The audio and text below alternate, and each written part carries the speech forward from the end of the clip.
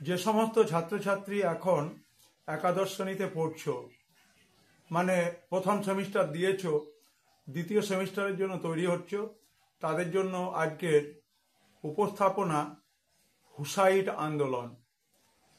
হুসাইট আন্দোলন কি, কেন?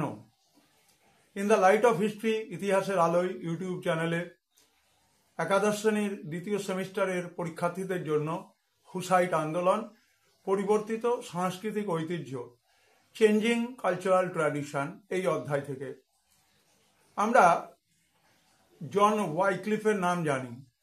জন ওয়াইক্লিফ খ্রিস্টান ধর্মের রোমান ক্যাথলিক চার্চের মধ্যে যে দুর্নীতি এসেছিল তার বিরুদ্ধে প্রথম সরব হয়েছিলেন।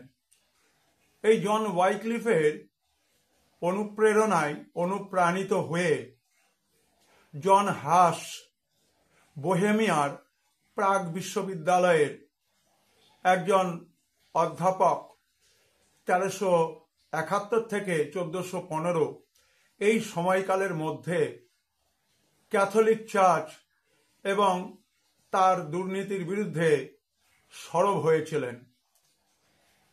জন হাস বলতেন, কোনো ধরনের ধর্মীয় আচার অনুষ্ঠান পালনের অধিকার নেই তাদের, যারা অধার্মিক পোপ, যারা অধার্মিক যাজক।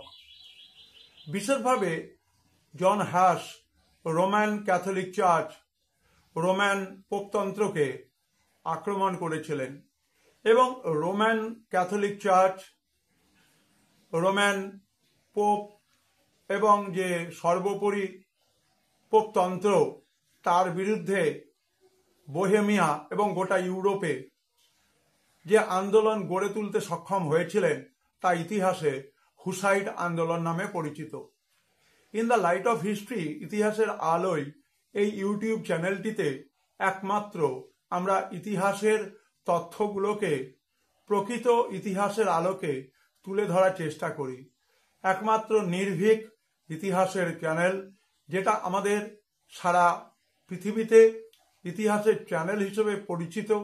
অগণিত তার দর্শক রয়েছে, তারা জানে যে কিভাবে ইতিহাসের ঘটনাগুলোকে এই চ্যানেলে তুলে ধরা হয়।